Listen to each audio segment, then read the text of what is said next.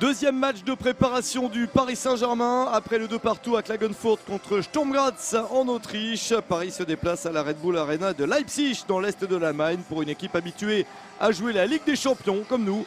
On va voir si les Parisiens vont être bien affûtés, pas encore tout à fait c'est sûr, avec un retour en ordre dispersé des joueurs après la grande trêve internationale de l'été, les différentes compétitions, Euro, Copa América, les Jeux Olympiques. On félicite au passage Arnaud Tenas, champion olympique avec l'Espagne, et Achraf Hakimi, médaillé de bronze dans le tournoi de foot des hommes. Corbin Albert, championne olympique dans le tournoi de foot féminin. C'est bien, il y a des médailles olympiques pour les Parisiens, mais ce qui nous intéresse, c'est cette mise en route de l'équipe première, de l'équipe masculine, avec ce match à Leipzig. Ça débute bien avec cette percée de Warren Zaïre-Emery titulaire.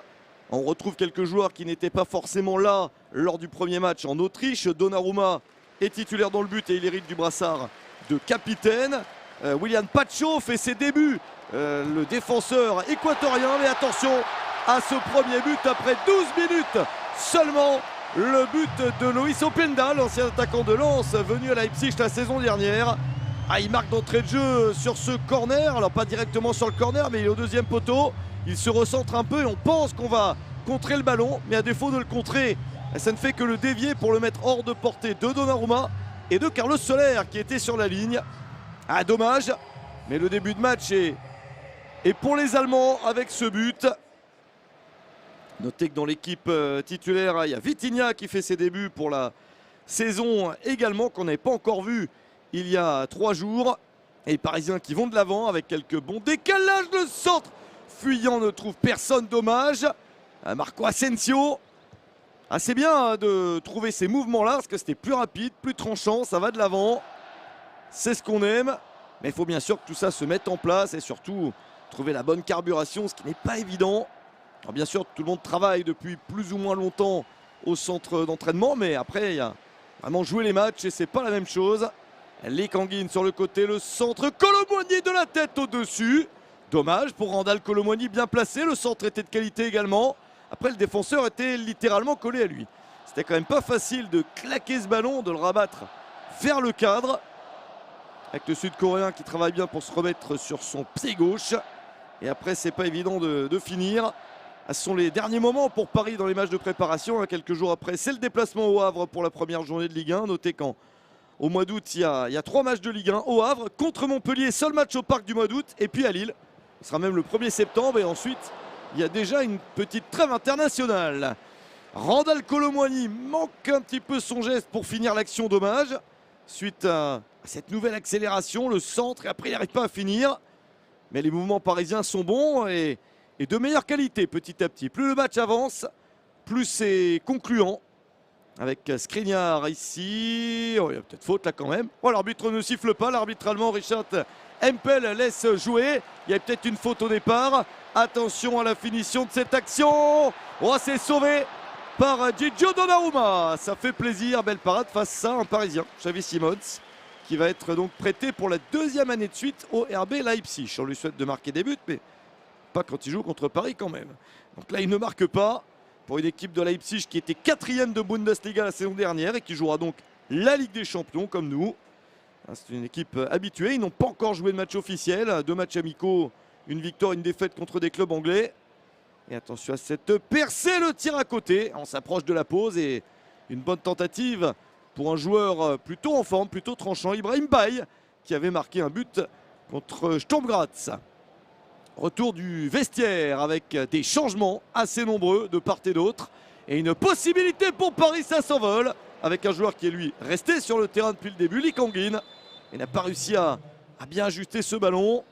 Luis Enrique a forcément procédé à des changements avec ici Seny Mayulu pour écarter le ballon. Toujours Lee Kang-in. Lee Kang-in encore, c'est bien travaillé. La parade du gardien, du nouveau gardien de Leipzig, le Belge Van de Voort qui a remplacé Goulachi.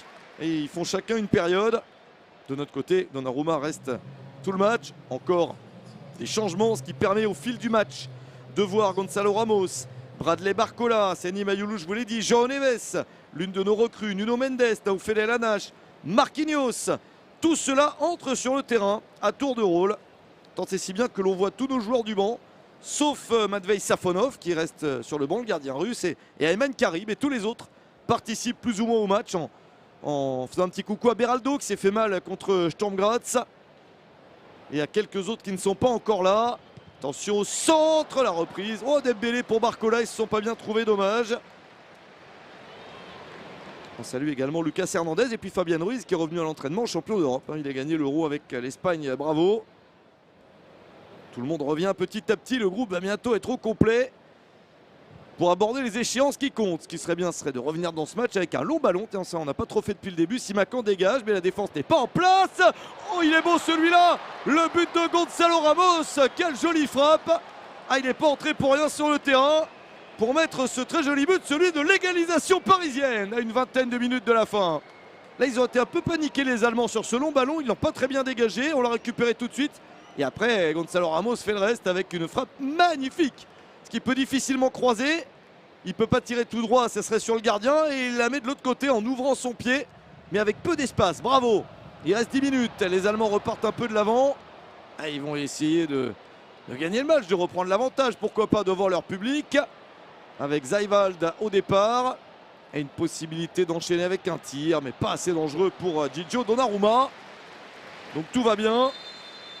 Bon, c'est pas très grave le résultat, mais autant ne pas perdre. Et là c'est le cas après le 2-2 en Autriche, un partout. Et un ballon récupéré finalement. Ça va vite vers l'avant ou ça n'arrive pas. Encore Gonzalo Ramos peut-être pour le doubler. Ah, il a tiré du gauche cette fois-ci. On sait qu'il peut jouer des deux pieds, c'est à côté. Ça s'enroule dans le petit filet, mais à l'extérieur du but, dommage. Ah, les Parisiens sont bien. Plus les minutes passent, mieux ils sont. Ce qui peut paraître étonnant vu la fatigue. Et encore une préparation qui n'est pas complète pour plusieurs d'entre eux. Autour des Allemands d'avoir une petite balle de match peut-être. Avec cette balle enroulée, c'est pas assez convaincant ça. Ça passe à côté, le tir d'André Silva, l'international portugais. Il rate la cible.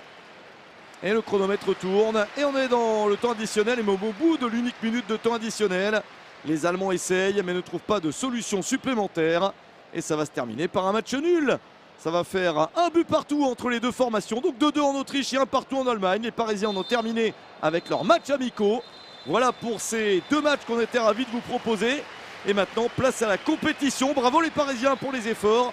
Mais on va se tourner désormais vers la Ligue 1. Et on se retrouvera donc vendredi pour le déplacement au Havre. Pour la première journée de Ligue 1, c'est le début des aventures du Paris Saint-Germain cette saison.